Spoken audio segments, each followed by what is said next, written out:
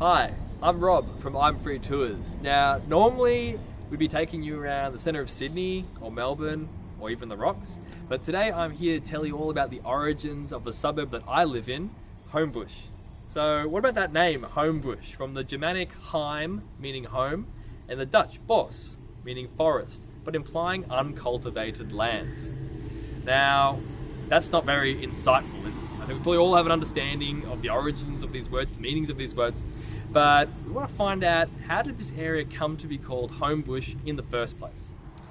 But before we get ahead of ourselves, we have to acknowledge the name Homebush has only been associated with this area for 1% of the total time that people have lived here. So Indigenous people have lived in the Homebush Bay and the Homebush areas for at least 20,000 years. And when Europeans first arrived here, this was Wangal land and inhabited by the Wangal people. And eventually Europeans named this mangrove area the Wangal used as a source of food, the flats.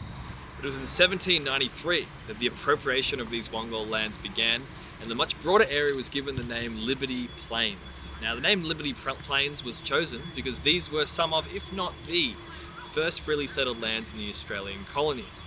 And by the 1828 census, Liberty Plains was split up among 7 different properties with many different prominent landowners, including Darcy Wentworth, John Blaxland, and Samuel Haslam. So if you're a local and you've walked around Parramatta Road or Station Street here in Homebush, perhaps you've seen some of these older looking signs for AJ Bush and Sons.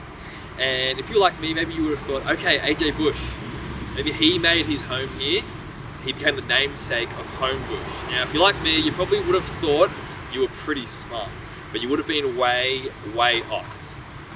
The suburb derives its name from the large property and estate Homebush. Now, the name was borrowed from this estate because it was the closest large estate to the newly opened Grand Western Railway Station here in 1855. It is often reputed that the estate's name was given by the then owner, Darcy Wentworth, after his home in the bush. Mr. Wentworth was a very prominent colonial figure. He was the first paying passenger to arrive in New South Wales and became the assistant surgeon to the colony. He was a superintendent of police and a pioneer of the Sydney Rum Hospital. He was speculated to also have had a secret marriage to Jane Austen. Ooh. And at his death, he was the richest man in the colony, hailed as a massive underachiever. Although Mr. Darcy is credited with giving the suburb the name, an advertisement in the Sydney Gazette on the 24th of November 1805 shows that the name Homebush predates his ownership and instead could be credited to the previous grantee, Thomas Laycock. Laycock is then thought to have sold the property to his physician, Mr. Darcy, who retained the name. More controversially, however, it is speculated that Wentworth won the property off Laycock during an unfair game of cards. The game was heavily in his favour due to the ailing mental health of Laycock, a veteran who had helped violently suppress the Castle Hill convict rebellion. So there we have it, some of the names and origins of the suburb of Homebush. You guys are more than welcome to join our real-life walking tours of Sydney City or the Rocks. We will walk rain, hail or shine. No bookings or upfront payments required. So we are based purely on tips, so anyone on any budget can join us. But for now, like, comment, subscribe, and explore the resources in the description below. Bye for now, we'll see you later.